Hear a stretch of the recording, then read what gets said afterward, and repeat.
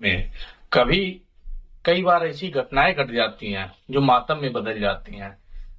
ऐसी एक घटना है झांसी। झांसी में जैसे जो दुल्हन थी वो अपने सहेली के साथ वहां जाती है ब्यूटी पार्लर सजने के लिए, और ब्यूटी पार्लर जाती है तो उसके साथ एक ऐसी घटना हो जाती है जिसकी तैयारी थी, शादी थी, वो सब मातम में बदल जाती है।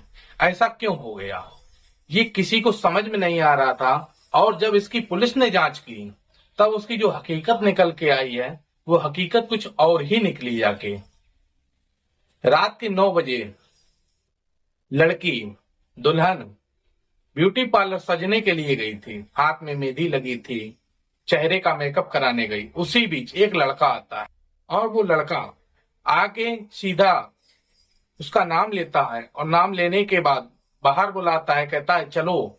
लड़की कुछ कह पाती कि उससे पहले वो कुछ कर देता है, ऐसे अंजाम दे देता है कि जो उनकी सहेली थी और जो ब्यूटी पार्लर का मालिक कुछ बोल नहीं पाता है। और जब घटना उनको सूचना दी जाती है परिजन को, परिजन वहां से दौड़ते हैं और दौड़ने के बाद मेडिकल कॉलेज में भर्ती कराते हैं झांसी में। और जैसे भर्ती कराते हैं थोड़ी देर बाद सूचना आती है कि लड़की की मौत हो गई है। पर ऐसा कैसे कोई अंजाम दे देता है बिना जानकारी के, बिना सबूत के? ऐसे किसको पता लग गया कि फलानी जगह या इस दुकान पर ही उस लड़की है या उसकी सहेलियां हैं? किसके माध्यम से उसे पता लगा या खुद उसी ने बताया? क्या था उसका कारण? पूरा ये सच्चाई नहीं कोई जान पाया। नमस्कार, मैं अनुराग कुमार द्विवेदी। यदि आप हमारे चैनल पर नए हैं तो सब्सक्राइब करें, लाइक करें, शेयर करें और कमेंट करें। यदि आपको हमारी वीडियो अच्छी लगती हो तो कमेंट अवश्य किया करें। जो आज आपको घटना सुनाने जा रही है काफी रोचक और प्रेम भरी घटना है। झांसी के पास दतिया के पास एक गांव पड़ता है। गांव है बरगांव। बरगांव गांव में राजू अहिरवार की बेटी, जिसका नाम काजल होता है, काजल की शादी थी और शादी का माहौल जश्न भरा था। उधर दूल्हे के घर पर तैयारियां चल रही थी, इधर लड़की के यहाँ तैयारियां चल रही थी। लॉज जो था वो झांसी में ही बुक किया गया था, क्योंकि दतिया से दूर इन्होंने प्लान बनाया कि लड़के वाले के भी पास पड़ेगा, तो इसलिए झांसी आ गए। झांसी में चिरगांव में संबंध तय होता है। और जब शादी की बात आती है तो शादी के समय दोनों तरफ खुशी के माहौल थे। बारात जा रही थी, वहां लड़की जो थी वो भी पहुंच गई थी।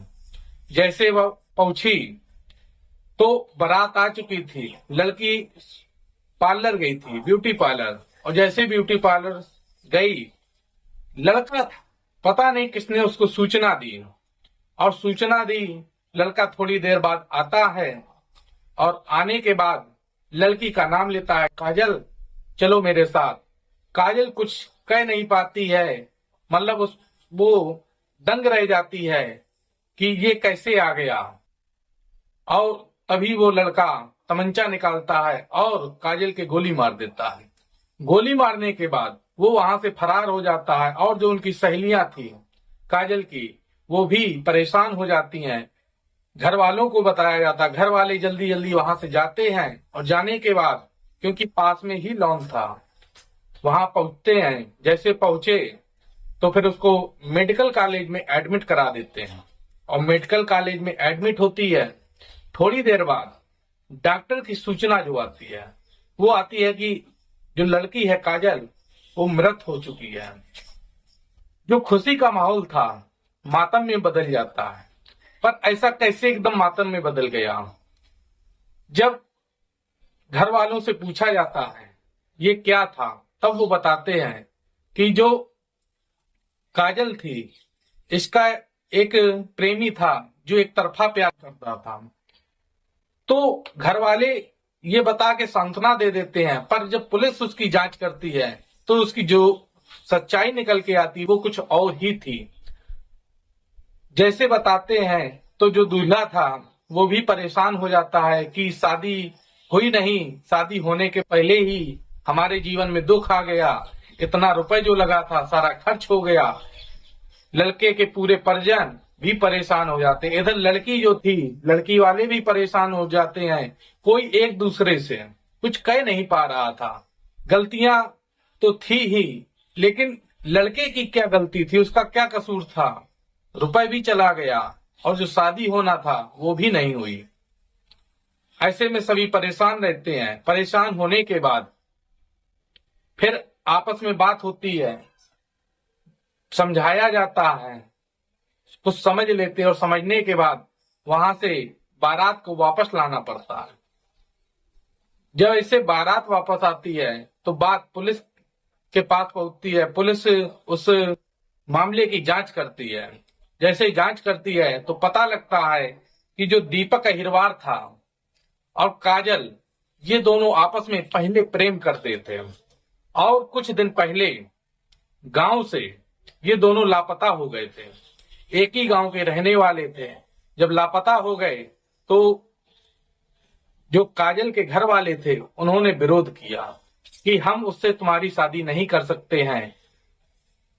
तो दीपक जो था वो काफी बेचैन रहने लगा। इसी में आनंद फानन में कुछ दिन बाद वो वापस आए तो घर वाले ने काजल को स्वीकार लिया और स्वीकारने के बाद उन्होंने डिसीजन लिया कि इसकी शादी दीपक के साथ ना करके किसी और के साथ कर देंगे।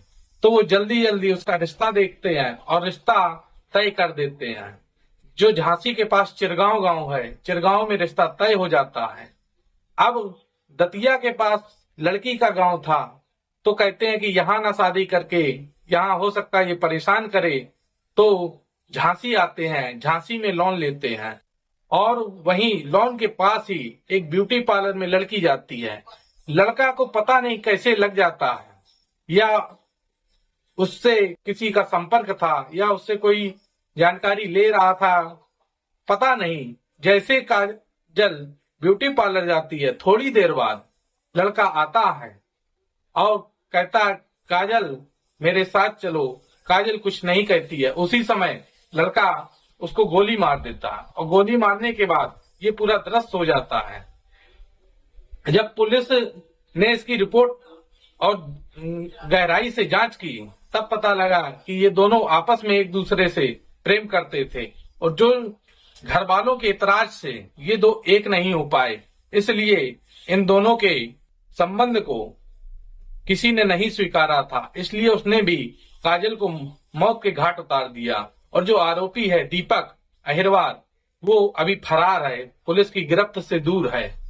अब देखो कब पकड़ाई देता है यह भी कहना मुश्किल है। एक उद्देश्य किसी को परेशान या किसी को कष्ट देने का नहीं है, सिर्फ ये है कि यदि प्रेम करते हैं तो सचेत रहें, या तो उससे आश्वासन दे दें या किसी प्रकार उससे छुटा लें। क्योंकि शादी होने तक यदि आपका प्रेम है तो कहीं ना कहीं दोनों परिवार को भी उसका नुकसान हो सकता है, लड़के वाले को भी और लड़की वाले को भी, दोनों तरफ नुकसान होता है और खुशी का जो माहौल होता है वो मातम में आ जाता है।